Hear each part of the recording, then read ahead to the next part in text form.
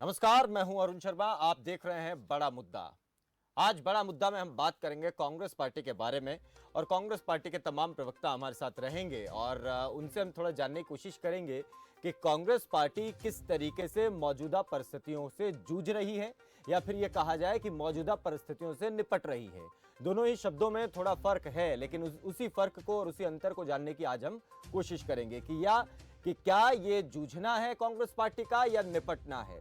किस तरीके से आलाकमान इस पूरे मसले को ले रहा है, बात राजस्थान की हो, बात पंजाब की हो या फिर अब बात हरियाणा ही की क्यों ना हो, हर जगह कांग्रेस पार्टी दो दो धड़ों में बंटी दिखाई दे रही है।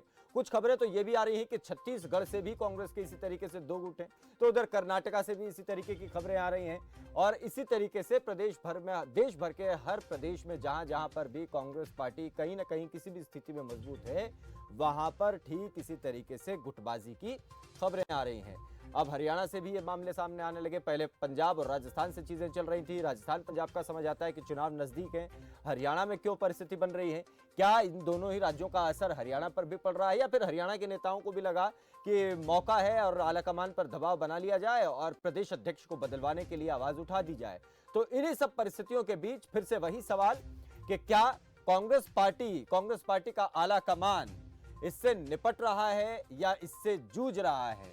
इन दोनों ही सवालों और इन दोनों ही पहलुओं के बीच की आज कितनी दूरी है, कितना अंतर है, उसी को जानने समझने की कोशिश करेंगे। तमाम मेहमान जुड़ेंगे, लेकिन उससे पहले हम बारी बारी से तीनों राज्यों की बात करेंगे। पंजाब में क्या परिस्थितियां बन रही हैं उसे आप समझें। 6 महीने के भीतर चुनाव होना है, फरवरी तक। उस 6 महीने के भीतर अब आखिरी समय ऐसा आ गया है तो हर कांग्रेसी को यह लगता है कि वो अपनी पूरी ताकत दिखा दे।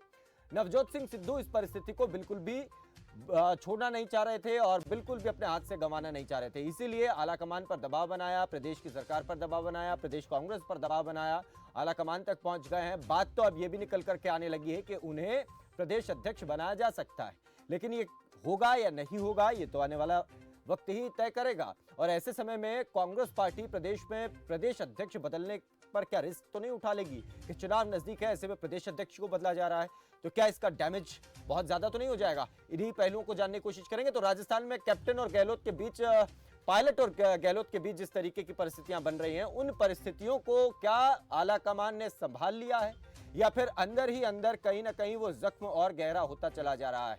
क्योंकि पायलट लगातार कहते हैं कि उनकी बात सुनी नहीं जा रही है। 10 महीने से अपनी बात को सुनाने की कोशिश कर रहे हैं, बीच में कोरोना आ गया, लॉकडाउन हो गया, तो ठीक है हम भी थोड़ा शांत बैठ गए। लेकिन अब जब 10 दिन के अंदर नवजोत सिद्धू की बात सुनी जाती है तो 10 महीने हो गए तो हमारी बात क्यों नहीं सुनी जा रही है, इससे उनको थोड़ी परेशानी है। तो इसी बीच हरियाणा से भी ऐसी खबर आई कि हरियाणा में भूपेंद्र सिंह हुड्डा के समर्थक जो विधायक है, 20 विधायकों के दिल्ली में कांग्रेस आलाकमान से मिलने की बात सामने आई और यह बात उठाई गई कि प्रदेश में कांग्रेस का जो प्रदेश अध्यक्ष है यानी कि कुमारी शैलजा है, उनको हटाया जाए और पूरी कमान जो है वो भूपेंद्र सिंह हुड्डा को सौंपी जाए। तो इन्हीं तीनों राज्यों के बारे में बात करेंगे, लेकिन पहले पंजाब से शुरुआत हम कर रहे हैं। तो इसलिए पंजाब में कैप्टन अमरिंदर सिंह ने कल जो है वो ट्वीट किया था और लंच डिप्लोमेसी के जरिए अपने विधायकों को एकजुट करने की और दिखाने की कोशिश की थी। पंजाब में शहरी क्षेत्र में वरिष्ठ कांग्रेसी सहयोगियों के साथ सार्थक चर्चा हुई। हमने जमीनी स्तर पर पार्टी को मजबूत करने के लिए उनका फीडबैक लिया है।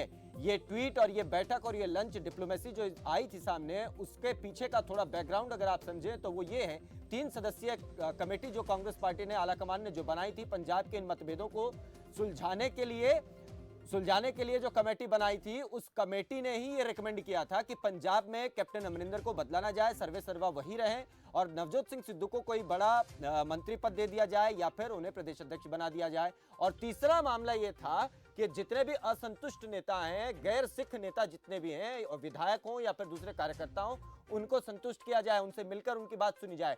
तो ये जो लंच डिप्लोमेसी थी, ये उसी जो तीसरा पॉइंट था, उस कमेटी ने जो आलाकमान को बताया है, उस रिपोर्ट में जो तीसरा पॉइंट था, उसके आधार पर ही ये लंच डिप्लोमेसी सामने आई थी और इसीलिए शहरी क्षेत्र के गैर सिख नेताओं से और विधायकों से ये मुलाकात सामने आई थी। तो ये तो रहा पंजाब का मसला। आगे क्या होगा ये जानने की कोशिश करेंगे, लेकिन हरियाणा की तस्वीर आप देखें। हरियाणा में ये विधायक मिले पार्टी आलाकमान से और मांग कर डाली कि प्रदेश में पार्टी प्रदेश अध्यक्ष, कांग्रेस प्रदेश अध्यक्ष को हटाया जाए, पूरी की पूरी कमान भूपेंद्र सिंह हुड्डा को दे दी जाए। और इस बैठक के बाद, इस मुलाकात के बाद प्रतिक्रियाएं भी सामने आने लगी। कुमारी शैलजा ने भी अपनी बात रखी है। हालांकि उन्होंने बड़ा दिल दिखाते हुए कहा कि सभी को अपनी बात रखने का हक है और अपने चिरपरिचित अंदाज में बड़े डिसेंट वे से उन्होंने अपनी बात को रख दिया है। उनकी बात एक बार सुनवाते हैं आपको, फिर थोड़ा सा मामले को और इसके बैकग्राउंड के बारे में भी बताएंगे। देखिए, पार्टी में अपनी बात रखने का सबको हक होता है और अपनी अपनी बात सब रख सकते हैं। अब कुछ मीडिया में कुछ रिपोर्ट हुई, क्या हुई, कैसे हुई, तो लोग विधायकगण हैं, अपनी बात रखने को वो प्रभारी जी से मिल सकते हैं और प्रभारी जी का खुद इसके बारे में बयान आ भी गया है। मैं समझती हूँ क्योंकि बयान उनका जो है वो ही मायने रखता है, बातचीत उन्हीं की आपस में हुई है। इसको ऐसा है अनुशासनहीनता इसमें मुझे तो नज़र नहीं आ रही।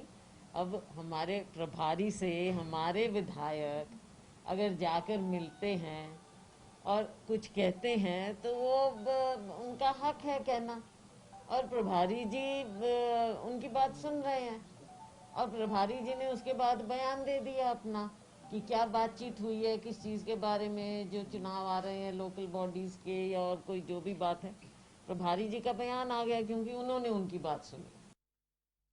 तो क्या ये वाकई इतना आसान है, इतना सरल है जिस तरीके से कांग्रेस पार्टी की हरियाणा प्रदेश अध्यक्ष स्वीकार करते हुए और इस बात को उसे डिसेंट वे से बता रही हैं कि इससे क्या फर्क पड़ता है और इसमें कोई बगावत नहीं है, ये तो उनका हक है और अपनी बात वो करेंगे। हमारे विधायक गए हैं बात करने, हमारी पार्टी के प्रभारी से बात करने गए हैं, तो इसमें कोई बगावत नहीं है, वो ये कह रही हैं। लेकिन क्या ये इतना सरल है, इसी को आज समझने की कोशिश करेंगे। फिर से वही सवाल और वही पहलू कि क्या कांग्रेस पार्टी इससे निपट रही है अच्छे तरीके से या फिर इससे जूझ रही है। इन दोनों के बीच की दूरी को आज नापने की कोशिश करेंगे। हमारे साथ स्टूडियो में सीमा गिल हमारी एग्जीक्यूटिव एडिटर मौजूद हैं, हरेंद्र सिंह राठौर हैं राजस्थान से कांग्रेस पार्टी के प्रवक्ता, केपी मलिक हमारे साथ वरिष्ठ पत्रकार, अमरजीत सिंह टीटू पंजाब से कांग्रेस पार्टी के नेता जुड़ गए हैं और रमेश खुराना भी हमारे साथ हरियाणा कांग्रेस से जुड़ गए हैं। आप सभी का स्वागत है।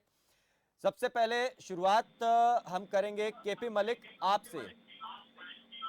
ये जो कांग्रेस पार्टी की परिस्थितियां हैं तीनों ही प्रदेशों में, और आज मैं देख भी रहा था कि छत्तीसगढ़ से हो, कर्नाटक से हो, अलग अलग राज्यों से और महाराष्ट्र से भी कांग्रेस पार्टी के अंदर ही अपनी ही जो गृह क्लेश है ये हर जगह से इसी तरीके से उठ रहा है।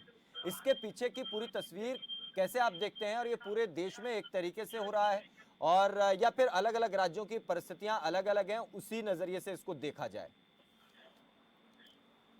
देखिए अरुण जी, अगर आप देखें कांग्रेस का कुछ दिनों का इतिहास देखें तो सबसे बड़ी कुर्बानी कुछ दिन पहले कांग्रेस पार्टी ने वेस्ट बंगाल में दी है, उससे पहले मध्य प्रदेश में दी है, उससे पहले कर्नाटक में दी है, अभी उत्तर प्रदेश में देने जा रही है।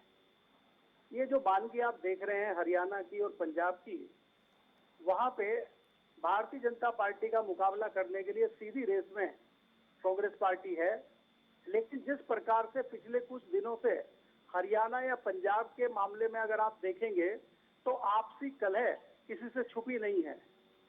ये जो नवजोत सिंह सिद्धू का प्रियंका गांधी से मिलना और दूसरे से नेतृत्व से मिलना, मुख्यमंत्री की शिकायत करना दर्शाता है कि आपसी फूट कितनी ज्यादा है। जब आपस में आपसी फूट होगी और सामने इलेक्शन दिख रहे हैं तो उसमें क्या रिजल्ट आएंगे उसका आप अंदाज लगा सकते हैं। देखिए, दूसरी बात मैं ये कहता हूं कि कांग्रेस जो है आज इस मुकाम पे पहुंच गई है कि वो इलेक्शन में क्या रणनीति होगी, क्या करेगी, उसमें नहीं, वो उसका इंतजाम नहीं कर रही है। वो देखिए, अगर आप मैं थोड़ा सा आपको भारतीय जनता पार्टी की बात करूं कि हाँ। भारतीय जनता पार्टी ने जहां उसको लगता है मजबूत है, उत्तर प्रदेश है, उत्तराखंड है, वहां पे चुनावी जाजम बिछाना शुरू कर दिया है उसने। हाँ। और वो अपने चुनाव की जोर शोर से तैयारी कर रही है। और वहीं कांग्रेस की आपसी कलह दर्शाती है कि कांग्रेस रेस में ही नहीं, वो घर के झगड़े नहीं निपट रहे हैं तो दूसरी पार्टियों के साथ क्या झगड़ा निपटाएगी वो। तो आज कांग्रेस की जो स्थिति है बहुत खराब है मेरे हिसाब से। हाँ। कांग्रेस को आत्ममंथन करने की आवश्यकता है। और हाँ। कई सारे लोगों, कई सारे विद्वानों, कई सारे राजनीति के जानकारों का कहना है कि देखिए, उत्तर प्रदेश में अगर आप देखेंगे कांग्रेस को मेरे विचार से ये करना चाहिए। उत्तर प्रदेश में उनकी सरकार आने नहीं जा रही है, या किसी दूसरे स्टेट में उनकी सरकार आने नहीं जा रही है, जो हम जिनकी बात हम कर रहे हैं, उनको जमीनी स्तर पर काम करना चाहिए और अपने कार्यकर्ताओं को मजबूत करना चाहिए। आज कांग्रेस के पास कार्यकर्ताओं की कमी है और नेता ठीक भरपूर है उनके पास। तो आपने जो बात जी। कही कि कांग्रेस पार्टी को आत्ममंथन करने की जरूरत है, और ये केवल किसी राज्य के संदर्भ में नहीं बल्कि ओवरऑल नेशन वाइड इसको देख करके चलें तो हर जगह की स्थिति यही है। हर जगह और पूरे संगठनात्मक इसको ढांचे को और मजबूत करने की जरूरत की तरफ आप इशारा कर रहे हैं। इसी पॉइंट पर और इसी पहलू के साथ मैं आगे बढ़ रहा हूं। रमेश खुराना, आप अगर सुन रहे हैं तो मेरी बात मैं ये जानना चाहता हूं, हरियाणा में क्या जरूरत है? सभी विधायक अब क्यों प्रदेश अध्यक्ष बदलना चाह रहे हैं? हरियाणा के अंदर प्रदेश अध्यक्ष बदलने जैसी कोई बात नहीं है। हरियाणा के अंदर संगठन तैयार किया जा रहा है और संगठन के अंदर हर व्यक्ति अपनी राय रखता है कि किस तरह के व्यक्तियों को और क्षेत्रीय नेताओं को कैसे महत्व दिया जाए। क्षेत्रीय नेताओं को महत्व देने के लिए जिला स्तर पर कमेटियां बनाई जा रही हैं और सबसे राय ली जा रही है।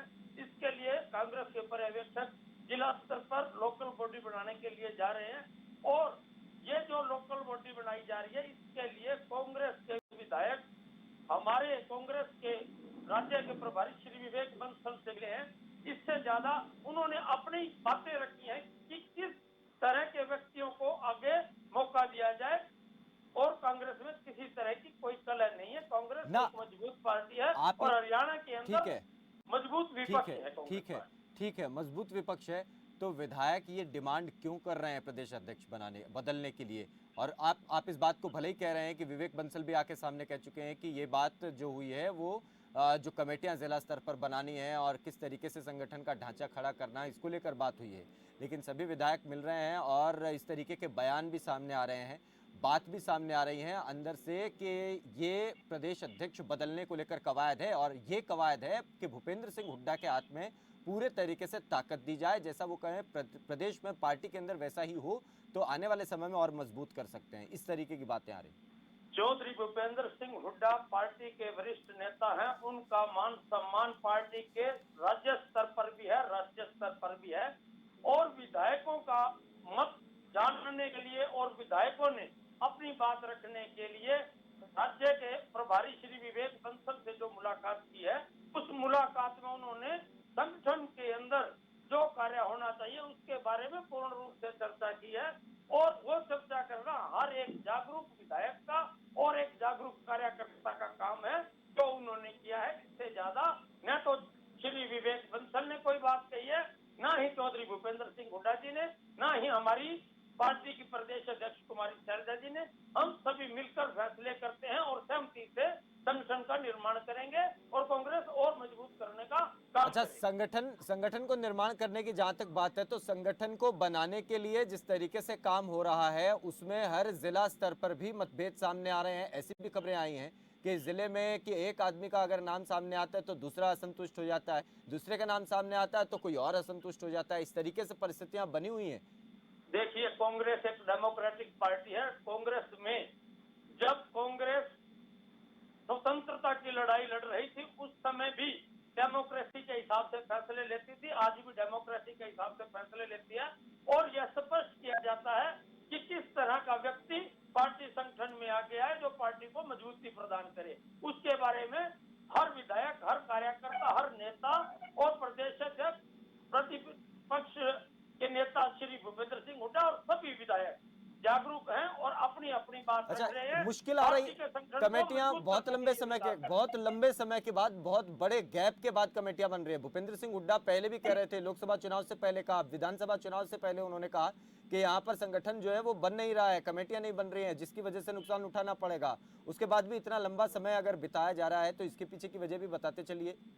इस बात में कोई दो राय नहीं है। इस बात से हम सहमत है कि कांग्रेस पार्टी का संगठन काफी समय से नहीं बढ़ पाया, लेकिन अब संगठन के अंदर जमीनी स्तर से जुड़े लोगों को जोड़ा जा रहा है और जमीनी स्तर से जो मेहनत करने वाले व्यक्ति हैं, अनुभवी व्यक्ति हैं, उन सब का साथ सहयोग लेकर आगे की कार्रवाई की जाएगी। और कांग्रेस, क्योंकि हरियाणा के अंदर मुख्य रूप से विपक्षी पार्टी है, जनता की बातों को उठाना कांग्रेस का दायित्व है, इसलिए सब यही चाहते हैं कि मजबूत जनाधार वाले सीमा जी, ये जो बात अभी रमेश खुराना भी कह रहे हैं और कुमारी शैलजा का भी बयान हमने सुना और जैसा उन्होंने कहा और जिस सादगी के साथ उन्होंने अपनी बात रखी कि ऐसा कुछ भी नहीं है, कोई बगावत जैसी कोई बात नहीं है, ये तो उनका हक है, मिलने जाते हैं और मिलते हैं, ठीक है, पार्टी में ऐसा होता है। लेकिन कांग्रेस पार्टी में हम देखते हैं कि नियमित इस तरीके की बैठकें जो है वो बहुत कम होती हैं कि एक साथ एक राज्य के सभी विधायक जा करके मिल रहे हैं प्रभारी से और बात रख रहे हैं और फिर अंदर से ये भी बात आती है कि प्रदेश अध्यक्ष बदलने की बात उठ रही है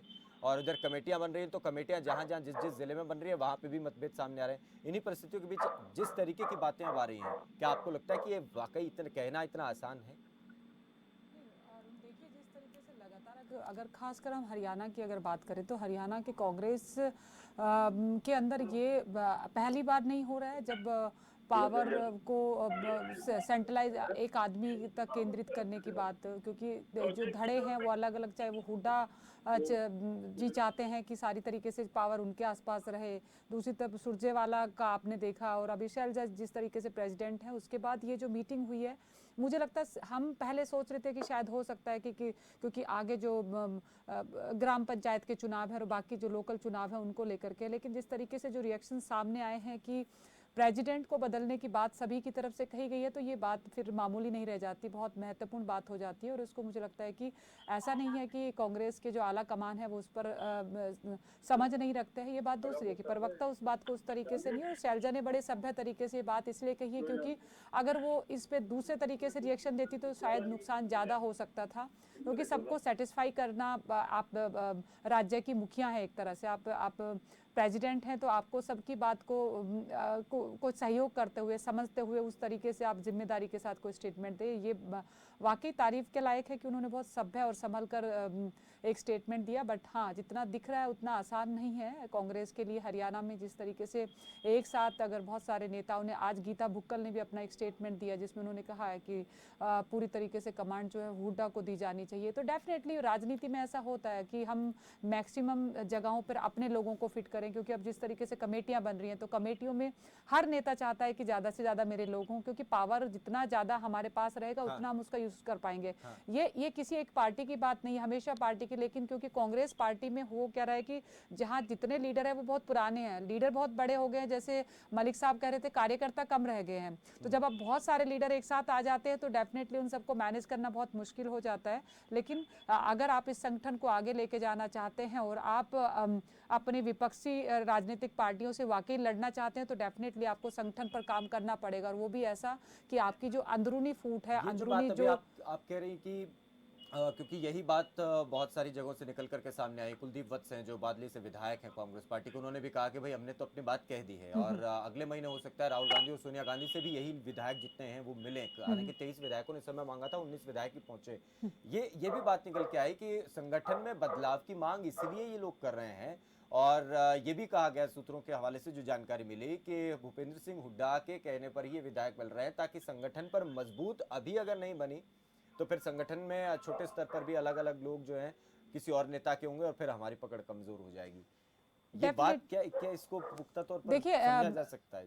डेफिनेटली अरुण, आपको ये समझना होगा हरियाणा की राजनीति में कांग्रेस की जो लीडरशिप है वो किस तरीके से काम करती है। आपने पिछले इलेक्शन में भी देखा, क्योंकि एक मैसेज देना होता है और सबके एक कुछ एरिया में पकड़ होती है, कार्यकर्ताओं पर पकड़ होती है, और इसमें कोई दो राय नहीं है कि हुड्डा लगातार 2 बार सत्ता में रहे हैं और सत्ता में रहने की वजह से वहाँ का जो लोकल कार्यकर्ता है और लोकल जो लीडर है उस पर पकड़ कहीं ना कहीं उनकी मजबूत हुई है, एक लंबा हुआ। लेकिन उसके साथ साथ जो दूसरे नेता हैं उनके अपने इंटरेस्ट हैं, लाइक आप सुरजेवाला की अगर बात करते हैं या शैलजा कुमारी, क्योंकि अभी प्रेसिडेंट है तो उनके लिए ये ऐसा नहीं है कि वो किसी भी तरीके से कमतर है, लेकिन हाँ चैलेंज उनके सामने है, उसको किस तरीके से बना के रखना है ये वाकई इतना आसान नहीं होता, क्योंकि एक घर में भी अगर एक जैसे बराबर के बच्चे हो जाते हैं तो उनको मेंटेन करना, संभाल के रखने परिवार के हेड के लिए मुश्किल हो जाता है। तो कांग्रेस में जब इस तरह के एक हर स्टेट में आप खाली हरियाणा की अगर बात ना करें, हम राजस्थान की अभी हम बात कर रहे थे, हम पंजाब की बात कर रहे थे, तो तमाम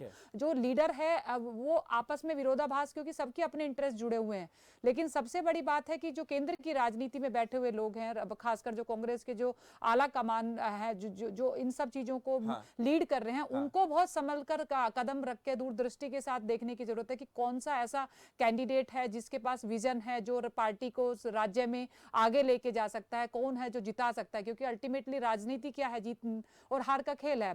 जो लीडर आपको जिता सकता है तो डेफिनेटली उस पर दाव खेला जाता है। अब ये देखने वाली बात कांग्रेस के आला कमान या जो उनके जो शीर्ष नेतृत्व है या जो वहां के जो प्रभारी है उनके ऊपर है कि वो किस में देखते हैं कि कौन उस पार्टी को आगे लेके जा सकता है, राज्य में कौन जिता सकता है। ये बहुत इंपॉर्टेंट है और इसको इसी तरीके से और समझने की जरूरत है कि हम इसमें देखेंगे और कि किस तरीके से राजस्थान से जो प्रतिक्रियाएं आ रही हैं। वहां से हमारे साथ हरेंद्र सिंह राठौर हैं राजस्थान कांग्रेस से।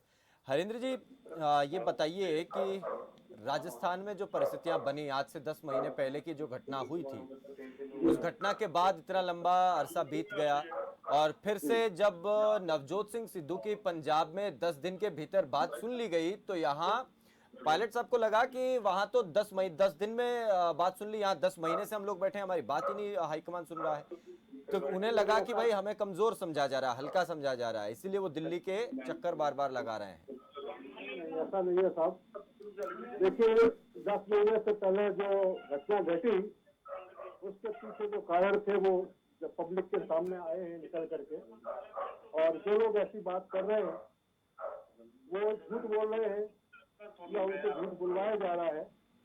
हमारा संगठन लगातार उनके संपर्क में है। अच्छा, ये ऐसा सच में नहीं है क्या, ऐसा सच में नहीं है क्या पायलट की तरफ से जो बात कही जाती रही पहले भी और अब भी उनके समर्थक जो बात कहते हैं वो ये कि हमारे जितने भी समर्थक हैं, कार्यकर्ता हैं, वो जो काम करवाने के लिए आते हैं उनके काम गहलोत साहब नहीं होने देते हैं या दूसरे मंत्री जो है वो नहीं होने देते हैं। ये इनकी परेशानी है। आप उसी ग्रुप के माने जाने वाले, अब हालांकि अब ग्रुप रहा नहीं है, ग्रुप है ही नहीं, एक ही ग्रुप है राजस्थान में, उसमें PR मीणा जी है, जसविंदर सिंह जी है, उनकी आप बात सुनिए, उन्होंने क्या कहा है कि हमारे काम बढ़ चढ़ करके हो रहे हैं। तो एक दो MLA ऐसी शिकायत करते हैं तो ये उनकी आवश्यकता देखती है फिर तो, लेकिन संगठन के काम के लिए किसी भी जिले से किसी भी जिलाध्यक्ष ने या किसी भी कार्यकर्ता ने ये शिकायत नहीं की कि अशोक गहलोत ने किसी भी जिले में कोई विकास के नाम पर पक्षपात किया। अच्छा, जो कमेटी बनाई गई थी 10 महीने पहले, क्या अब वो काम खत्म हो गया, अब उसकी जरूरत नहीं है क्या उस कमेटी की? नहीं, कमेटी तो है ही है सर, कमेटी तो नहीं, तो फिर वो आगे उस पर बातचीत चल रही है कि आगे सुनवाई हो रही है, कुछ सुना जा रहा है, कमेटी कुछ पूछ रही है? बिल्कुल बातचीत चल रही है सर। तो क्या उस कब तक उससे कुछ निकल करके सामने आएगा? जब आप कह रहे हैं कि अब तो कोई गुट रहा ही नहीं, कोई दल नहीं, सब एक हैं, फिर तो उसकी जरूरत ही नहीं होनी चाहिए। एक रिपोर्ट आप भी बता दीजिए कि भाई हम सब एक हैं और हाथ में हाथ लेकर और एक बड़ा फोटो आप खिंचवाए एक बड़ी माला के साथ तो हो जाएगा, वो तो काम ही खत्म है। फिर क्यों कमेटी काम? मैं आपको साधुवाद देना चाहता हूँ कि आपने जो विषय चुना है, विकास चुनने से एक इसके पीछे जो संदेश है वो मैं समझता हूँ कि कांग्रेस की सरकार बनाने के लिए आज सभी लोग लालायित हैं और कांग्रेस की बात समझते हैं कि कहीं जो गलती हुई है वो कांग्रेस के लोग अब वो गलती नहीं करेंगे। ठीक है। अच्छा, एक बात राठौर साहब और बताइए कि हाईकमान और अपोजिशन का मुकाबला करेंगे। अच्छा, हाईकमान की तरफ से अभी कांग्रेस पार्टी के लिए राजस्थान में क्या संकेत हैं सभी नेताओं के लिए, कार्यकर्ताओं के लिए, किस तरीके से आगे काम करना है, क्योंकि चुनाव भी बहुत ज्यादा दूर अब नहीं रहेगा? हाईकमान जो पहले से भी यही कहता है सब मिलकर के काम करें, छोटी मोटी अगर कहीं अनबन है तो उसको बैठ करके संवादहीनता नहीं रखें, संवाद कायम करें और आपस में मिलकर के आप जो आपका स्थानीय स्तर का मुद्दा है वो आप हाईकमान तक नहीं पहुंचाएं या खबरों के माध्यम से नहीं पहुंचाएं। और आजकल आप समझते हैं मीडिया का बहुत बड़ा प्रभाव है, छोटे छोटे मीडिया के लोग नहीं सर, देखिए कहीं पर दिल्ली तक पहुंचा, देखिए चिंगारी है तभी तो धुआं उठता है ना सर, ऐसे तो कोई बात होती नहीं है।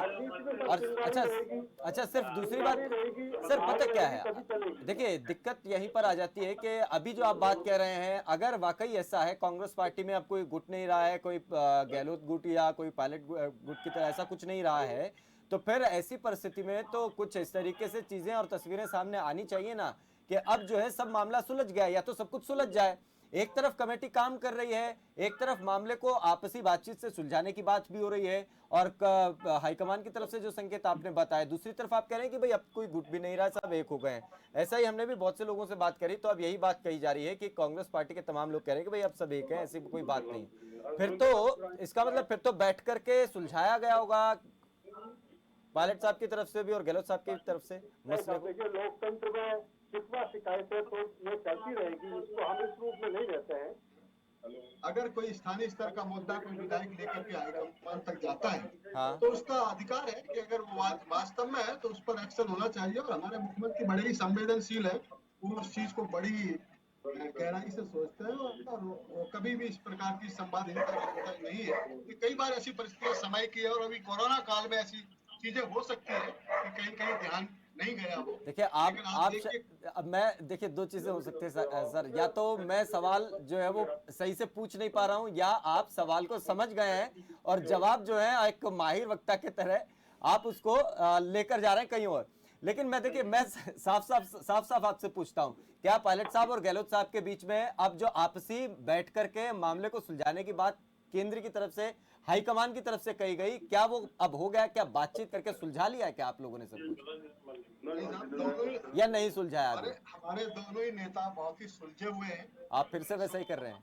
लेकिन राठौर साहब अगर सुलझे हुए होते तो बात दिल्ली तक नहीं पहुंचती ना, जयपुर में बैठ के सुलझ जाती। हम सब ने देखा है कि हम सब, दिल्ली तो हमारा हाईकमान है, तो वहां तक पहुंचनी चाहिए। नहीं, बात तभी पहुंचती है ना जब अपने आप में नहीं सुलझती, डेफिनेटली, क्योंकि आप मानेंगे नहीं, क्योंकि आप पार्टी के प्रवक्ता हैं, लेकिन ये बात सच है। लेकिन ठीक है, इस तरह की परिस्थितियां होती हैं पार्टी में, क्योंकि हर आदमी अपनी पार्टी में सत्ता कायम करने की कोशिश में रहता है कि मैं पावर का एक हिस्सा मेरे पास भी होना चाहिए।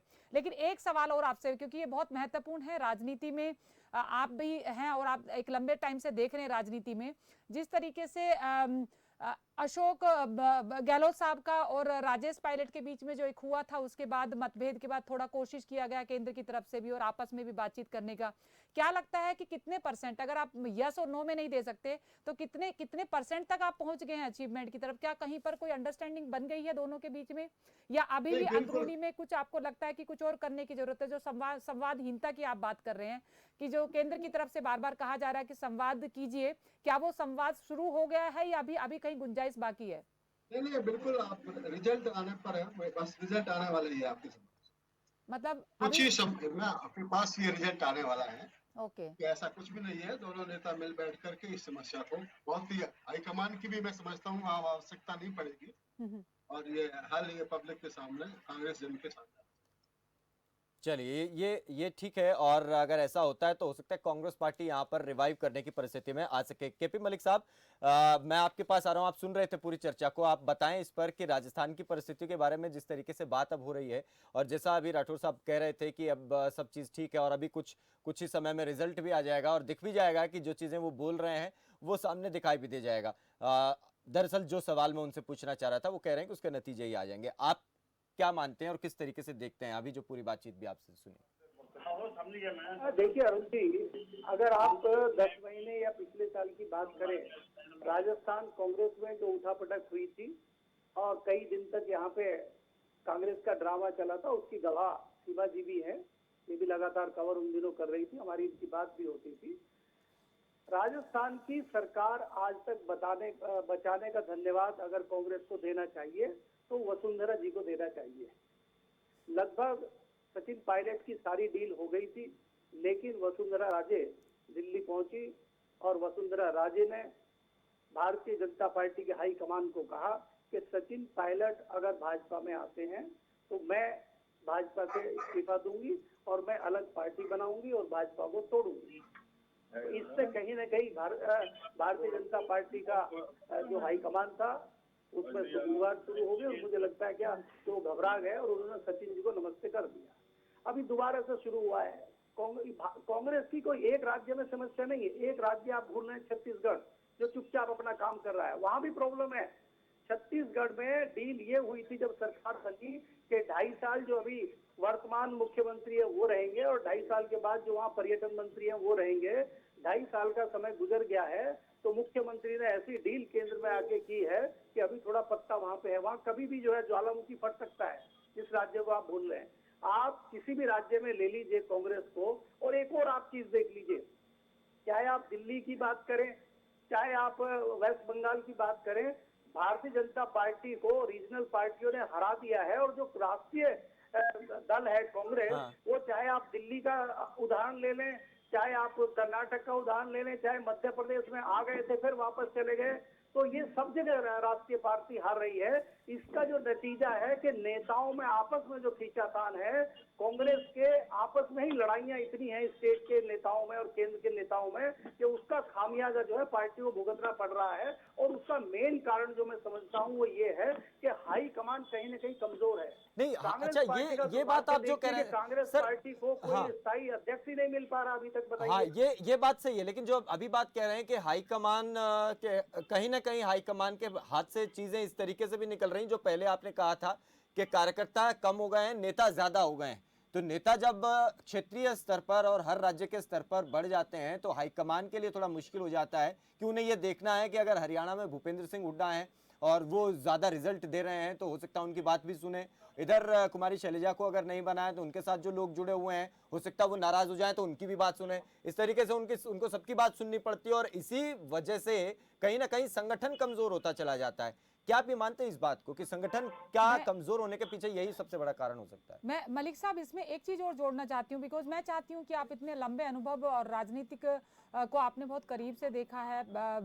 मैं जानना चाहती हूँ एक चीज और, मैं इसमें जानना चाह रही हूँ कि क्या बीजेपी का भी इसमें रोल है कहीं ना कहीं कांग्रेस को कमजोर करने में, क्योंकि वो अपने ऑर्गेनाइजेशन को जिस तरीके से स्ट्रॉन्ग करते जा रहे हैं तो आप अपने राइवल को भी कमजोर करते हैं। अगर जिस तरीके से जितिन प्रसाद को तोड़ के लेके आए, उससे पहले ज्योतिरादित्य को लेके आए, सचिन की आप हम बात ही कर रहे हैं, तो क्या बीजेपी की रणनीति का भी ये हिस्सा है कि कांग्रेस को कमजोर किया जाए, या कांग्रेस ही अपने आप में इतनी सक्षम नहीं रही है अब कि अपने लीडर्स को बचा के रख सके? आप इसको किस तरीके से देखते हैं? देखिए सीमा जी, अगर हम कुछ पिछले 100, 200, 500 साल पीछे जाएं तो कौन ऐसा होगा कि अपने राज्य की सीमा ना बढ़ाना चाहे? तो भारतीय जनता पार्टी इस मौके का क्यों नहीं फायदा उठाएगी, ये आप भी जानती हैं। और ये तो आप जो है अभी जो चीजें राजस्थान में चल रही हैं, पंजाब में चल रही हैं, 100% मैं आपको कहता हूँ ये चीज अभी महाराष्ट्र में होने वाली है। क्या भारतीय जनता पार्टी महाराष्ट्र में चुप बैठी है? क्या भारतीय जनता पार्टी राजस्थान में चुप बैठी है? भारतीय जनता पार्टी ने दिखाया है मध्य प्रदेश में करके, और वो बहुत जल्दी राजस्थान में भी करेगी और महाराष्ट्र में भी करेगी। आप इनका दुर्भाग्य देखिए कांग्रेस पार्टी का कि ये 0 पे आ गए वेस्ट बंगाल में। आज उत्तर प्रदेश में इनकी कोई स्थिति नहीं है, लेकिन उत्तर प्रदेश जैसे बड़े राज्य में जहाँ का रास्ता मुख्य प्रधानमंत्री के पद तक लेके आता है, उस राज्य की इनकी रणनीति देखिए कि इनको पता ही नहीं है वहाँ करना क्या है। आप मुझे बताइए, इनको मालूम है कि हमारी सरकार उत्तर प्रदेश में नहीं बन रही है, अगर आज ये वहाँ पे ये ठान ले अपना कोई भी कैसा भी नेता, चाहे वो प्रियंका गांधी को करें चाहे किसी को भी करें, मुख्यमंत्री पद का नेता घोषित करें और कहें हम 400 की 400 सीटों पे लड़ेंगे और 400 की 400 सीटों पे चाहे हमारी जमानत जब्त हो चाहे हमारा कुछ हो, तो एक कार्यकर्ताओं में भी जोश आए। अब कार्यकर्ता 5 साल तो लाठी खाता है, फिर ये किसी के साथ गठबंधन कर लेते हैं। दूसरी बात में अब सीमा जी, दूसरी बात में हरियाणा पे आता हूँ। हरियाणा जैसे छोटे महत्वपूर्ण राज्य में जहाँ 10 साल कांग्रेस की सरकार रही, वहाँ भारतीय जनता पार्टी ने हरा दिया, जिसका कोई नामो निशान भारतीय जनता पार्टी का नहीं था। इसका कारण आप क्या मानती हैं? आप तो बहुत बारीक से देखती हैं हरियाणा को। वहाँ पे इतनी सी छोटी कांग्रेस में चार पावर हाउस बने हुए थे, जिसमें से एक पावर हाउस में चले गए, 3 अभी भी बचे हुए हैं। ये आपने बहुत महत्वपूर्ण बात कह रहे हैं मलिक साहब। मैं इस पे थोड़ा सा और आपसे जानना चाहती हूँ, क्योंकि पंजाब में जो आप बात कर रहे हैं कि यूपी में 400 की 400 सीटों पे कांग्रेस लड़ सकती है, जब बीजेपी रिस्क ले सकती है पंजाब के लिए, क्योंकि पंजाब ने अकाली से अपना गठबोड़ एक तरह से तोड़ा है, उसके पीछे वो यही देख रहे हैं कि ठीक है हम 5 साल सत्ता से बाहर रह सकते हैं लेकिन हमारा अपना संगठन वहां पर तैयार हो सकता है। तो क्या कांग्रेस वो रिस्क लेने के लिए तैयार नहीं है? देखिए, मेरा मानना ये है सीमा जी कि कांग्रेस में इस तरह का कोई रणनीतिकार, इस तरह कोई जमीन का जुड़ा हुआ नेता कांग्रेस में दिखाई नहीं देता। आज कांग्रेस में जमीन से जुड़े हुए नेताओं का टोटा है, बहुत कमी है इस तरह के नेताओं की। आप देखिए, इसका कोई एक उदाहरण नहीं है, बहुत सारे उदाहरण आपको मिल जाएंगे। आप मुझे बताइए, आम आदमी पार्टी पहली बार आती है और 15 साल की दिल्ली में कांग्रेस की सरकार का सुपड़ा साफ कर देती है। अब आप मुझे बताइए कि हरियाणा में भारतीय जनता पार्टी इतने पीक पे, कुछ नहीं मानिए भारतीय जनता पार्टी बाकी जगहों में भी लड़ी, तो हरियाणा में क्यों इतना असर हो गया? ये असर इसलिए हुआ कि कहीं ना कहीं कांग्रेस जो है बटी हुई थी और कांग्रेस का नेतृत्व, कांग्रेस के नेता सिर्फ मंचों पे और मलाईदार पदों पे और दूसरे कामों में ही लगे हुए थे। वहाँ कार्यकर्ताओं की तमाम तरीके से उपेक्षिता हुई और उसी उपेक्षा का जी। जो है रिजल्ट मुझे लगता है अरुण इस पे कांग्रेस का बयान बिल्कुल। कांग्रेस और प्रवक्ता को कांग्रेस से हमारे साथ अब क्योंकि हम राजस्थान हरियाणा की बात कर चुके हैं, मुझे लगता है कि पंजाब की बात भी हमें करनी होगी। तो इसमें अमरजीत सिंह टीटू हमारे साथ जुड़े हैं, कांग्रेस पार्टी पंजाब से। अमरजीत जी, पहले तो माफ़ी कि बहुत देर के बाद आपके पास आए हैं। हालांकि हम कोशिश कर रहे थे कि तकनीकी रूप से आपसे स्काइप से जुड़ा जाए, लेकिन खैर फ़ोन से ही सही हम आपसे बात करेंगे। आप ये बताएं कि पंजाब में जो परिस्थितियां हैं, इन परिस्थितियों से कांग्रेस पार्टी को जूझना पड़ रहा है, और वो भी ऐसे समय में जब सिर पर एकदम चुनाव आ गए हैं।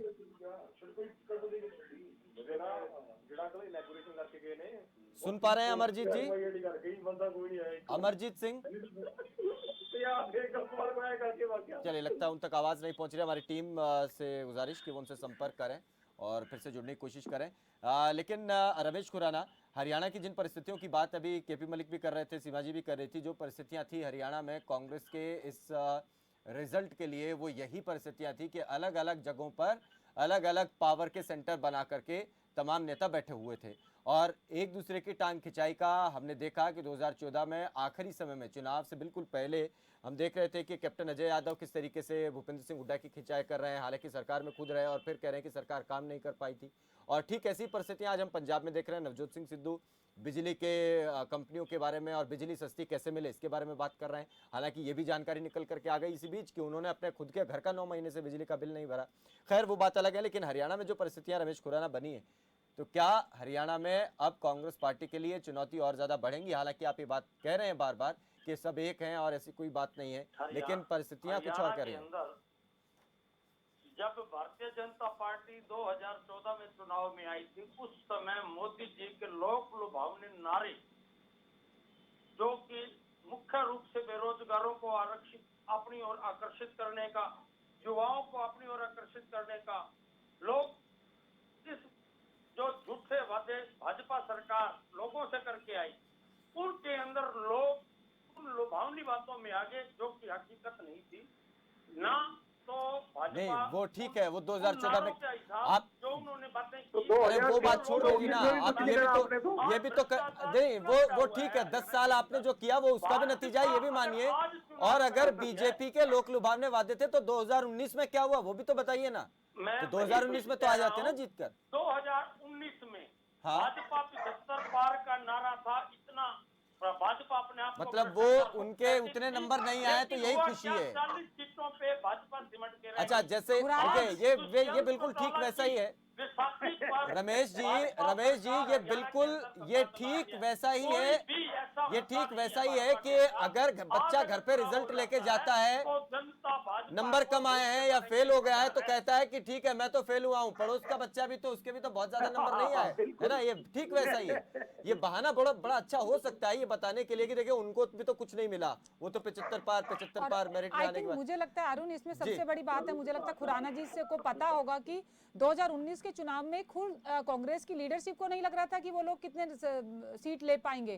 तो आप लोगों का जो संगठनात्मक ये जो प्रोग्रेस रुक गई है, यही एक वजह मुझे लगता है कि 2019 के इलेक्शन में दिख रही थी कि हुड्डा साहब को भी नहीं लग रहा था कि वो 30 सीटें ले पाएंगे। वो सरप्राइज थे खुद, बिल्कुल वो खुद कह रहे थे। आप लोगों के जो संगठन नहीं है कि संगठन 2019 में कांग्रेस का कहीं हद तक कमजोर था, लेकिन कांग्रेस का जो शीर्ष नेतृत्व है और कांग्रेस का जो जमीनी स्तर का कार्यकर्ता है वो मजबूत था। उसी वजह से नहीं, ये आप ये बात गलत कर रहे हैं। देखिए आप ये बात सही नहीं मानी जा सकती, क्योंकि उसी वक्त भूपेंद्र सिंह हुड्डा ये कह रहे थे कि शीर्ष नेतृत्व को फैसला लेना पड़ेगा, जिम्मेदारी एक जगह देनी पड़ेगी और संगठन को मजबूत करना पड़ेगा, क्योंकि उससे पहले लोकसभा चुनाव के नतीजे आ चुके थे। उन्होंने बता दिया था कि कांग्रेस की हालत कैसी है, और अगर भूपेंद्र सिंह हुड्डा की बात शीर्ष नेतृत्व ने मानी होती और ग्राउंड पर कार्यकर्ताओं को मजबूत किया होता तो शायद और थोड़ा प्लस आप कर जाते, और हो सकता है कि आज सरकार की तरफ से आप प्रवक्ता होकर के बात कर रहे होते। खैर वो चीजें अलग हैं, लेकिन कांग्रेस पार्टी किस तरीके से पंजाब में जा रही, पंजाब का रुख करेंगे। अमरजीत सिंह टीटू हैं, जुड़ गए हैं हमारे साथ। टीटू साहब सुन पा रहे हैं, आवाज मिल रही है आपको? हाँ बिल्कुल आ रही है। सर पहले तो माफी कि बहुत देर में आपके पास आए हैं, तकनीकी कुछ वजह रही है। हाँ, लेकिन आपकी कंट्रोवर्सी चल रही थी। अच्छा चलिए, खैर अभी आपकी कंट्रोवर्सी के बारे में बात कर लेते हैं। यानी कि हाँ, कांग्रेस पार्टी की। अभी देखिए चुनाव एकदम सिर पे है, ऐसे समय में इस तरीके से परिवार में कलह होना, ये थोड़ा मुश्किल नहीं हो जाएगा चुनाव में जाने के लिए लोगों के बीच? कैसे? जो परिस्थितियां पंजाब में कांग्रेस पार्टी के बीच चल रही हैं, कैप्टन और नवजोत सिद्धू इधर दिल्ली में आ रहे हैं, बार बार हाईकमान से मिल रहे हैं, और कमेटी एक बनती है, कमेटी कहती है कि भाई नवजोत सिंह सिद्धू को भी कोई बड़ा पद दे दो ताकि चीजें ठीक बनी रहे, और गैर सिख जितने भी नेता हैं, कार्यकर्ता हैं, उनसे मिलें और उनसे मिलके उनको भी कोई ना कोई कमेटियों में कोई पद दिया जाए। इन परिस्थितियों के बीच चुनाव एकदम सिर पर है।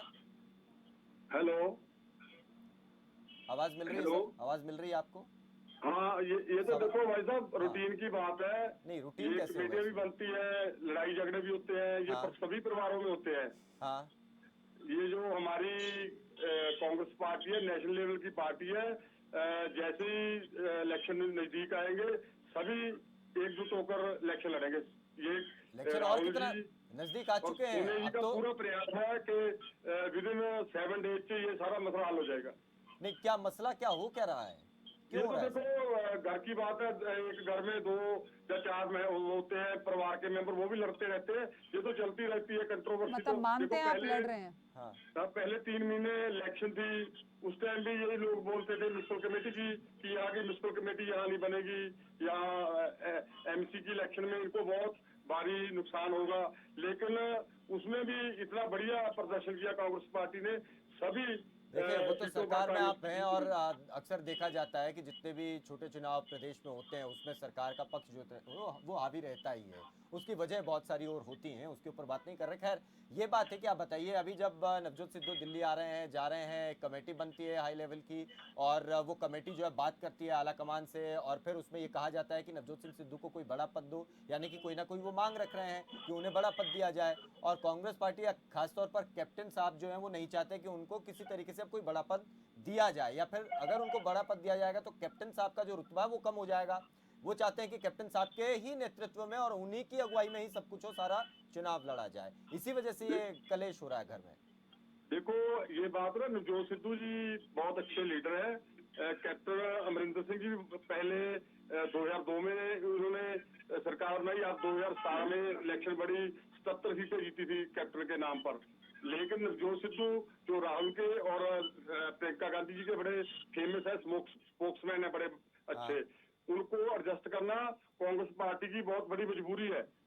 और ये बात अपने कैप्टन साहब भी समझते हैं कि हाँ। इनको जब तक एडजस्ट नहीं किया जाता तो कांग्रेस का प्रभाव नहीं बनेगा। अच्छा। इसलिए नवजोत सिद्धू को बहुत बड़ी जिम्मेवारी कांग्रेस हाईकमान दे रही है अभी अच्छा। 2-3 दिन में। अच्छा, तो दे देंगे उनको प्रदेश हाँ, अध्यक्ष बनाने बिल्कुल की बात उनको आ रही? अच्छी कोई जिम्मेवारी मिलेगी।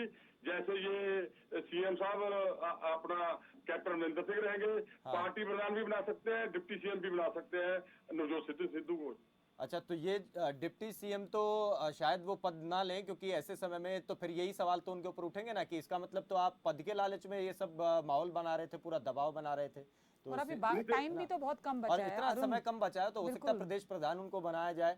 तो आपको क्या लगता है कि अभी हाईकमान जो है वो नवजोत सिंह सिद्धू के जो उनका जो पर्सनैलिटी है उनके दबाव में कहीं ना कहीं आ गया कि उनको तो रखना ही पड़ेगा आगे किसी भी रूप में? देखो पर्सनैलिटी भी सिद्धू साहब की अच्छी है, उनकी जो छवि है पंजाब में बहुत अच्छी है। हाँ। लोग ग्रास रूट पर उनको लाइक बहुत करते हैं। हाँ। जैसे यंग पीढ़ी है, क्योंकि वो क्रिकेटर है ना, वो ये उनकी बात मशहूर थी, वो छक्के लगाते थे। अच्छा, अब भी लोगों को यही अच्छा उम्मीद फिर है एक कि चीज कांग्रेस और, में आके वो छक्के ही लगाएंगे। अच्छा एक चीज और बताइए कि अभी आपके बिल्कुल ऐसे समय में जब पूरा कार्यकाल खत्म होने वाला है, चुनाव आने वाले हैं, फरवरी में फिर से सरकार बनानी, और ऐसे समय में इतना बड़ा बदलाव होगा तो जनता के बीच आप जाएंगे तो जनता पूछेगी नहीं कि भाई पहले कर देते ये, तो फिर पहले क्यों उनको देखो, निकाला था, है ना? जनता बहुत सयानी है इसमें। पहले कोई ऐसी पार्टी में कोई दिक्कत नहीं थी, अभी 3-4 महीने से ये दिक्कत आई है पार्टी में। हाँ। क्योंकि नवजोत सिद्धू 1.5 साल बिल्कुल साइलेंट रहे। हाँ। उसको हरीश रावत जी को भेजा, उन्होंने बढ़िया उनके तालमेल किया, इन्होंने अच्छा, लंच किया। ऐसा भी तो हो सकता है ना टिट्टू साहब, ऐसा भी तो हो सकता है कि सिद्धू साहब को लगाओ कि अब इलेक्शन नजदीक है तो अभी मैं अपना दांव चलूं, तो अभी कुछ बात बन सकती है दबाव बनाने की, है ना? ऐसा भी हो सकता है। बिल्कुल, ये तो बात क्लियर है। जब सिद्धू साहब आएंगे तो दबाव बनेगा ही। नहीं कांग्रेस नहीं, पार्टी मतलब सिद्धू साहब ने बहुत ऐसा सोचा अच्छी- होगा ना कि अभी क्योंकि समय बहुत कम रह गया है, चुनाव एकदम सिर पर है, और अभी मैं आला कमान के पास जाऊंगा तो दबाव बनेगा और मुझे कुछ ना कुछ मिलेगा जरूर। तो नहीं, वैसे भी सिद्धू साहब की हाईकमान में ना, जैसे राहुल जी है, प्रियंका जी है, सोनिया के पास उनकी जो छवि है बहुत अच्छी है, इसलिए नहीं तो कैप्टन साहब तो आप देखिए ना, कैप्टन साहब ने पिछले जब ये चुनाव जितवाया तो अकेले अपने दम पर चुनाव जितवाया उन्होंने, और इस बात को हर किसी ने माना, आप भी मानते होंगे इस बात को। तो कैप्टन साहब का तो उनसे होना ही चाहिए ना कि उनकी बात को भी तो माना जाए कैप्टन साहब की। तो इसका मतलब कैप्टन साहब जो नवजोत सिद्धू हैं वो कैप्टन साहब की बात से ऊपर उनकी बात रह गई हाईकमान के सामने। देखो, जो हाईकमान है वो समझती है कि कैप्टन अमरिंदर सिंह को भी एडजस्ट किया जाए और हाँ। पैरेलल नवजोत सिंह सिद्धू को भी एडजस्ट किया जाए। इसमें दो बात हो सकती कैप्टन है। साहब तो एडजस्ट है ही, वो तो उनको ही तो करना है एडजस्ट। कैप्टन साहब नहीं चाहते थे ना कि नवजोत सिद्धू को एडजस्ट किया जाए ऐसे समय में, क्योंकि जब पार्टी से और सरकार से जब बाहर किया गया था, इस तरीके की जो बातें थी जिन मसलों की वजह से किया गया था, अब वही मसले उनको फिर सामना उनका करना पड़ेगा। नहीं, कैप्टन साहब ये तो नहीं कहते थे कि इनको एडजस्ट ना किया जाए। कैप्टन साहब ये बोलते थे कि इनको पैरेलल जो इसका स्टेटस है उसके स्टेटस से हिसाब से इनको ओहदा दिया जाए। जो इसका स्टेटस है नवजोत सिद्धू का, ये पार्टी प्रेसिडेंट देते हैं, तो अपने कैप्टन अमरिंदर को इसमें कोई इतराज नहीं होगा। तो अभी आप कह रहे हैं कि 2-3 दिन में सब कुछ सही हो जाएगा, फिर ऐसी कोई कलह रहेगी नहीं घर में? बिल्कुल जी, तो आप देख लेना, ये विद इन वीक सारा मसला सुलझ जाएगा। जी सर, किया जाएगा। एक हिंदू चेहरा भी यहाँ सवाल मेरा पूछना है। हाँ मलिक सर आप पूछिए। मलिक सर कुछ पूछना चाह रहे हैं अमरजीत अरुण सर। जी, टीटू जी से पूछिए। हमारे पास जो सूत्रों के द्वारा खबर है, हाँ टीटू साहब को ऑफर दे दिया है कि आप हमारी पार्टी के मुख्यमंत्री पद के नेता होंगे, उम्मीदवार होंगे, और आपको हम इंडिपेंडेंट में देंगे, आप उसका नेतृत्व करिए। इनसे पूछिए, कहीं ऐसा तो नहीं है कि वो दबाव बनाने के लिए और एक बहाना बनाने के लिए हाईकमान से मिल लिए हैं और कुछ दिनों के बाद वो जो है घोषणा कर देंगे कि मुझे सम्मान नहीं मिला है कांग्रेस में, इसलिए मैं कांग्रेस छोड़ रहा हूँ। ऐसा तो नहीं है? ये भी सवाल जरा पूछ लीजिए। अमरजीत जी सुना आपने सवाल? हाँ, ये तो देखो, जो विरोधी पार्टी होती है ये तो ऐसे ही कहते हैं। विरोधी पार्टी नहीं है अमरजीत जी, बहुत सीनियर पत्रकार हैं मलिक साहब, और बड़े राजनीतिक बीट लंबे टाइम से कवर करते हैं। वो क्योंकि उनको अपने सूत्र होंगे और अपने उनके सोर्सेज हैं, उनसे उनको अपनी जो जानकारी हुआ है ना, पहले मध्य प्रदेश में हुआ है, राजस्थान में होते होते बच गया, महाराष्ट्र में हो रहा है, यूपी में हो गया, आसाम है, ये यूपी में हो गया। जर्नलिस्ट साहब, मैं आपको बेनती करना चाहता हूँ, जर्नलिस्ट साहब, ये जो देखो, दबाव तो हर इंसान को उसका हक है कि वो अपना प्रेशर क्रिएट करे, उसको जो उसका स्टेटस है उसके हिसाब से उसको एडजस्ट किया जाए पार्टी में। तो नवजोत सिंह सिद्धू जी, मैं दावे से कह सकता हूँ कि कभी भी किसी हालत में भी पार्टी नहीं छोड़ेंगे। नहीं, घर वापसी हो जाएगी ना उनकी। वो तो पहले रहे हैं भारतीय जनता पार्टी में, बड़े सम्मानित पद पर रहे हैं, और भारतीय जनता पार्टी में उनके दोस्तों की कमी नहीं है, चाहने वालों की। मुझे लगता है कांग्रेस से ज्यादा है वहाँ। नहीं देखो, बीजेपी एक्सपेंशन में है, कोई यहाँ उसकी उनकी सुनवाई ना हो। सिद्धू साहब का मान सम्मान हाईकमान में देखो, राहुल जी, प्रियंका जी, सोनिया जी जैसे पैरेलल कैप्टन को मिल रहा है, वही सम्मान नहीं, वो तो वही सम्मान तो उनको बीजेपी में भी मिला है। ऐसी बात नहीं कि जब बीजेपी में नहीं थे तो सम्मान उनको नहीं मिला था, सम्मान उनको वैसा पूरा वहां भी मिला था। और उनके तो बयान भी कई बार तो सोशल मीडिया पर जैसे ही वो पार्टी बदलते हैं तो उनके बयान भी, उसमें बस नाम बदल जाता है, उनके जो चुटकुले हैं, लफाजियां जो है वो उसी तरीके से चलती हैं। खैर अमरजीत, आप जुड़े, बहुत शुक्रिया आपका इस पूरी बातचीत के लिए। आपने बड़े खुलकर के जवाब दिए हैं। उम्मीद करते हैं कि 2-3 दिन में पंजाब का भी मसला सुलझ जाए। केपी मलिक साहब, जो अभी आप बात कह रहे थे, जो सवाल आप उनसे पूछ रहे थे, तो क्या ऐसी भी परिस्थितियां बन सकती हैं, क्योंकि बीजेपी को वाकई पंजाब में जरूरत है किसी एक ऐसे चेहरे की जिसको सामने रखकर वो चुनाव लड़ सके? देखिए अरुण जी, अगर आप देखें, वेस्ट बंगाल में भारतीय जनता पार्टी ने बहुत अच्छा प्रदर्शन किया है। वो भारतीय जनता पार्टी वहाँ चुनाव हार गई है, सरकार में नहीं आई है, ये बात महत्वपूर्ण नहीं है। महत्वपूर्ण बात यह है कि भारतीय जनता पार्टी ने किस प्रकार से ग्रो किया है, और भारतीय जनता पार्टी ने वहाँ जो गलती की थी, किसी लोकल मजबूत नेता को फ्री हैंड ना देके, वो गलती भारतीय जनता पार्टी दूसरे स्टेट में नहीं करना चाहती। और पंजाब में भारतीय जनता पार्टी के पास खोने के लिए कुछ नहीं है, पाने के लिए बहुत कुछ है। तो भारतीय जनता पार्टी इस प्रकार का रिस्क ले सकती है। सिद्धू की एक लोकप्रियता पंजाब में है, और सिद्धू भारतीय जनता पार्टी में रहे हैं, तो कोई उनकी कट्टर मानसिकता कांग्रेस की है या कांग्रेस के प्रति वो बहुत लॉयल है, ऐसा नहीं लगता है। तो भारतीय जनता पार्टी तो मुफीद नेता है, मुफीद मौका है। हाँ। और उनके लिए जो है सब मौके हैं भारतीय जनता पार्टी के लिए। और भारतीय जनता पार्टी किस प्रकार से चुनाव लड़ती है, किस प्रकार से चुनाव को इवेंट बनाती है, उसको आपको मैं समझाने की जरूरत नहीं है। पिछले राज्यों में आपने देखा है, और उत्तर प्रदेश और आपके पंजाब में उसी प्रकार से इस बार इवेंट होगा। उसकी आप तैयारी अपने चैनल पर दिखाने के लिए रखिए।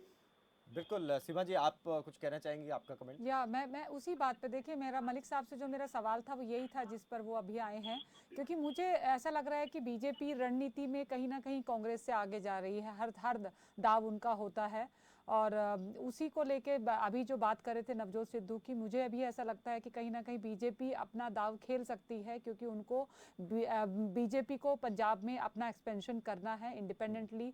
बीजेपी के जो कोर टीम मेंबर है, या जो उनकी जो इंटेलेक्चुअल कोर है टीम है, वो ये मन बना चुकी है कि उनको अब अपनी जगह पंजाब में अकेले बनानी है।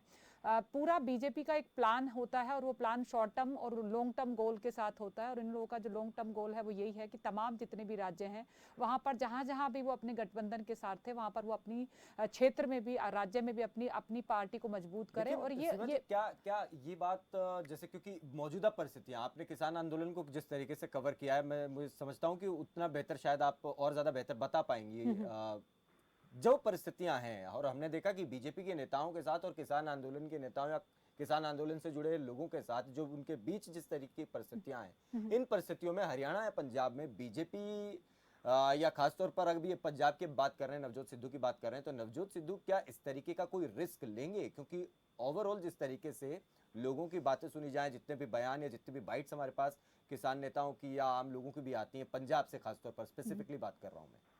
देखिए, एक चीज आपको समझनी होगी अरुण, क्योंकि जो पंजाब की अगर हम बात करें तो बीजेपी इस इलेक्शन को टारगेट कर ही नहीं रही है। बीजेपी का टारगेट है इससे अगला इलेक्शन, क्योंकि इस 5 साल में वो चाहती है, उनको भी पता है कि अभी क्योंकि पंजाब में जो हालात है वो उनके फेवर में बिल्कुल भी नहीं है, लेकिन उनको ये भी पता है कि अगले 2-3-4 साल में लोग भूल जाएंगे। हाँ। ये सच है, क्योंकि कई बार अनऑफिशियली तौर पर हम लोगों की बातें होती हैं, ऑफ रिकॉर्ड बातें होती हैं, उसमें ये सब चीजें बातें निकल के आती हैं। तो उसमें कहीं ना कहीं ये बात बीजेपी के दिमाग में है कि आगे आने वाले चुनाव में, इस चुनाव को छोड़ दीजिए, अगले चुनाव के लिए। और दूसरा कि राजनीति में देखिए, किसी की भी कोई भी एक बड़ी कहावत है कि राजनीति में कोई भी किसी का परमानेंट दुश्मन नहीं होता और दोस्त नहीं होता। तो सिद्धू साहब को भी अगर कोई अच्छी बड़ी अपॉर्चुनिटी देते हैं साथ में, तो पार्टी बनाने में क्यों मना करेंगे? अगर उनके पास जो जितिन प्रसाद जैसे व्यक्ति जो इतना लंबा अनुभव कांग्रेस में रखा, जिन्होंने केंद्र में मंत्री पद को एंजॉय किया, उसके बाद वो बीजेपी में जा सकते हैं। तो यूपी की परिस्थितियां और पंजाब की परिस्थितियां, मैं वही कह रही हूँ कि कुछ देखिए, जब केंद्र में आपकी सरकार है और आप बड़ी पार्टी है, हिंदुस्तान की सबसे बड़ी पार्टी है, तो आपके पास बहुत कुछ है देने के लिए, तो कहीं और दिया जा सकता है। और ये जो बार्गेनिंग है बीजेपी के पास करने के लिए बहुत कुछ है। इसी आधार पर जो मलिक साहब कह रहे हैं, उनके सूत्रों से जो जानकारी इस तरीके की आई है, तो हो सकता है कि परिस्थितियां ऐसी बन सके, और ऐसी बनी है, ऐसा इस बात से इनकार किया नहीं जा सकता। चलिए, अब चलते चलते हरेंद्र सिंह राठौर और रमेश खुराना हमारे साथ जुड़े ही हुए हैं। पहले मैं उनसे कमेंट ले लूं, फिर मलिक साहब और सीमा जी आपसे मैं फाइनल कमेंट लूंगा। करीब आखिरी 5 मिनट हमारे पास हैं, तो पहले राठौर साहब आपसे मैं ये जानना चाह रहा हूं, पूरे राज्य के स्तर पर भी और राष्ट्रीय स्तर पर भी कांग्रेस पार्टी में जिस तरीके के बदलाव आए हैं, और जो मौजूदा राजनीतिक परिस्थितियां और चुनाव लड़ने के जो तरीके हैं, उनमें बहुत बदलाव पिछले करीब 1 दशक की हम बात करें तो आया है, और मोटे तौर पर 2014 के बाद से हम देख रहे हैं। कांग्रेस पार्टी को अपने संगठन और अपने तरीकों को बदलने की जरूरत है, क्या आप मानते हैं? नहीं, ये बिल्कुल आप सही कह रहे हैं, और पार्टी भी ये महसूस कर रही है कि हमें सत्ता की ओर नहीं देख करके सबसे पहले संगठन की ओर देखना है, और कांग्रेस को संगठन मजबूत करने की ओर अब कांग्रेस जाएगी। संगठन सत्ता बनाता है, सत्ता संगठन को नहीं बनाती है, ये बात कांग्रेस को समझ में आई है, और इसी दिशा में कांग्रेस काम करने जा रही है। लेकिन कांग्रेस को आपको क्या लगता है, अभी बूथ स्तर से काम करने की शुरुआत करने की जरूरत है, या ऊपर से शुरुआत करने की जरूरत है? क्योंकि हम देखते हैं कि ऊपर भी एक स्पष्ट तरीके से चीजें नहीं दिखाई देती हैं कि भाई ये नेता अब ये हमें आगे लेकर के चलेगा। बिल्कुल आप कह रहे हो, दोनों तरफ से सुधार की आवश्यकता है, नीचे मजबूती की आवश्यकता है, और ऊपर स्पष्टता की जरूरत। ये बात सही है, और आप इसको बात को स्वीकार करते हैं, तो कहीं ना कहीं कांग्रेस पार्टी के तमाम लोग और हाईकमान भी इस बात को स्वीकार करता होगा। रमेश खुराना, हरियाणा में भी और केंद्र में भी, क्या आपको लगता है यही जरूरत, यही सवाल मेरे आपसे है। सुन पा रहे हैं रमेश जी, सुन पा रहे हैं? चलिए, लगता है आवाज उन तक नहीं पहुंच पा रही है। फिर से हम जुड़ने का प्रयास करेंगे।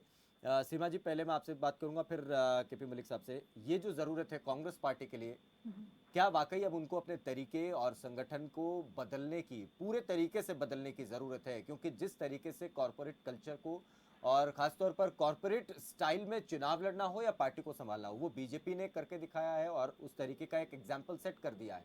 तो कांग्रेस पार्टी को अब अपने पारंपरिक तरीके छोड़कर अब उस स्टाइल को अपनाने की या फिर और बेहतर तरीके इजाद करने की जरूरत है। बिल्कुल, देखिए अरुण, इसमें आज खासकर हम क्योंकि पूरी तरीके से कांग्रेस पे बात कर रहे हैं, तो मेरे हिसाब से बहुत महत्वपूर्ण सवाल है ये कि आखिरकार कि क्या करना चाहिए कि कांग्रेस, क्योंकि लोकतंत्र में अगर पक्ष के साथ अगर विपक्ष ना हो तो फिर लोकतंत्र के मायने बदल जाते हैं। जिस तरीके से कांग्रेस लगातार अपना जो ग्राफ है वो नीचे गिराती जा रही है, तो उससे डेफिनेटली उनको ये समझने की ज़रूरत है कि कहाँ पर, सबसे पहले तो देखिए कोई भी संगठन अगर मजबूत करने के लिए आपको अपनी कमियां देखनी होंगी कि कहाँ पर आप कमज़ोर हैं। कांग्रेस के पास सबसे बड़ी बात जो मुझे लगता है कि वो, हम सभी इस बात को मान रहे थे पूरी डिबेट में कि लीडरशिप की कमी है। हाँ। जो शीर्ष लीडरशिप है वो एक ऐसा होना चाहिए जो पूरी पार्टी को एक साथ लेके चल सके, जिसको सब लोग पसंद करते हो। बहुत सारे लोग हैं जो दबी जुबान में लीडरशिप को पसंद नहीं करते लेकिन सामने से बोल नहीं पाते। तो अब मुझे लगता है कि सबसे पहले आज की डेट में कांग्रेस में इंटरनल डेमोक्रेसी की जो पार्टी के अंदर जरूरत है वो बहुत है। सब लोग मिलके कोई एक नेता को चुने जो सबकी सहमति से हो और या मेजोरिटी की सहमति से हो, और वो उसमें वो लीडरशिप क्वालिटी हो जो उस पूरे नेटवर्क को या पूरे संगठन को एक साथ लेके चल सके। क्योंकि जब आपकी लीडरशिप स्ट्रॉन्ग होगी तो आप एक स्ट्रॉन्ग मैसेज नीचे की टीम को दे सकते हैं और उनके अंदर एक एनर्जी आती है। क्योंकि जब आप लगातार सत्ता से बाहर रहते हैं तो ये बहुत प्रैक्टिकल है अरुण, की जब आप सत्ता से बाहर रहते हैं तो आपके पास देने के लिए बहुत कुछ नहीं होता। जो सत्ता में पार्टी होती है उसके पास देने के लिए बहुत कुछ होता है। तो बहुत सारे लोग हैं जो मतलब से आपसे जुड़ते हैं, वो धीरे धीरे आपसे निकलने लग जाते हैं। तो आपको उन सब लोगों को होल्ड करना, लगा के रखना और एक इंटरेस्ट क्रिएट करना कि कल आप सत्ता में हो सकते हैं। क्योंकि जो बात कह रहे थे अभी राठौर साहब, मैं कहती हूँ मैं उससे वाकिफ नहीं रखती। क्योंकि अगर आप पार्टी हैं, राजनीतिक पार्टी हैं, तो आपको सत्ता में रहना भी बहुत जरूरी है। अगर सत्ता में नहीं रहेंगे तो लोगों का आपका इंटरेस्ट लूज हो जाएगा। लोग आपसे क्यों जुड़ेंगे? आपको ये भरोसा दिलाना कि आप जीतने के लिए लड़ने जा रहे हैं, ये अपने आप में महत्वपूर्ण है। केपी मलिक साहब, आखिरी सवाल आपसे यही, इसी पर तो जानना चाहूंगा, केवल 1 मिनट में आप समझ भी कर दें इस बात को, कि कांग्रेस पार्टी में जो हमने G23 जैसे ग्रुप देखे, अगर ऐसी परिस्थितियां बीजेपी में आज के दिन हो गई होती तो क्या तस्वीर बिल्कुल अलग नहीं होती? और अगर कांग्रेस में हो रही है और हाईकमान उसी तरीके से समय का इंतजार कर रहा है कि समय आएगा तो देखेंगे, क्या ये परिस्थितियां कमजोर कर रही हैं और ज्यादा कांग्रेस को? देखिए अरुण जी, अगर आप देखें जिस प्रकार से आपने भारतीय जनता पार्टी की बात करी है, तो भारतीय जनता पार्टी में इस प्रकार की थोड़ी सी चीजें उत्तर प्रदेश में पिछले दिनों दिखाई दी थी। और उस जो जख्म वो लगा था, उस जख्म को भरने के लिए तुरंत वहां पे जो है आरएसएस के सैनिक पहुंच गए थे। और उस चीज को रफू करने की काफी कोशिश की गई है। और वो चीज ऐसे बाहर आएगी या अंदर ही अंदर उसको ठीक कर लिया जाएगा, ये तो समय ही बताएगा। लेकिन अगर हम कांग्रेस की बात करें, कांग्रेस में अगर हम शीर्ष नेतृत्व भी देखें, शीर्ष नेतृत्व में वही गिना चुना एक तो परिवारवाद का मामला है जो पार्टी के लिए घातक है। दूसरा क्या है कि जो नेतृत्व है, शीर्ष नेतृत्व, वहाँ पे कुछ मठाधीश बैठे हुए हैं जो सेकंड लाइनर, थर्ड लाइनर नेताओं को आगे नहीं बढ़ने देते हैं, जिसका बहुत बड़ा खामियाजा कांग्रेस लगातार उठा रही है। दूसरा क्या होता है, जैसे कि सीमा जी ने भी जिक्र किया, आपने भी कहा, अगर कोई भी राजनीतिक दल सत्ता से बहुत दिन तक दूर रहता है तो उसके कार्यकर्ता छिटक जाते हैं, क्योंकि वो प्रशासन में अपना काम नहीं करा पाते, उनके हित नहीं सधते। तो जहाँ पे उनके हित सधने लगते हैं वो उसी दल की तरफ आकर्षित हो जाते हैं। उसकी एक वानगी आप बहुत अच्छी दिल्ली में देख सकते हैं, हरियाणा में देख सकते हैं। अगर आप बारीकी से देखेंगे तो कई सारे ऐसे नेता, ऐसे कार्यकर्ता मिल जाएंगे जो अभी तक कांग्रेस पार्टी के साथ थे और अभी वो भारतीय जनता पार्टी के साथ हैं। तो ये होता है कि अगर आप सत्ता से बहुत दिन दूर हैं तो आपकी पार्टी को नुकसान हो सकता है। चलिए, बहुत शुक्रिया आप सभी का, केपी मलिक साहब, सीमा जी और राठौड़ साहब। अमरजीत टीटू, रमेश खुराना, आप सभी का बहुत शुक्रिया इस चर्चा में जुड़ने के लिए और अपना अपना पक्ष रखने के लिए, अपनी बात रखने के लिए। तो कांग्रेस पार्टी के तमाम लोग और खासतौर पर नेतृत्व जो है इस कार्यक्रम को ज़रूर देखें और कहीं ना कहीं इससे मुफ्त की सलाह ज़रूर मिल जाएगी कि पार्टी को कैसे रिवाइव करना है। हालांकि पार्टी कोशिश कर रही होगी, लेकिन ज़मीन पर जिस तरीके की अंतर्कलह दिखाई दे रही है वो कई सारे सवाल खड़े करती है कि पार्टी निपट रही है या पार्टी जूझ रही है। ये पार्टी को तय करना है। दीजिए इजाजत, नमस्कार।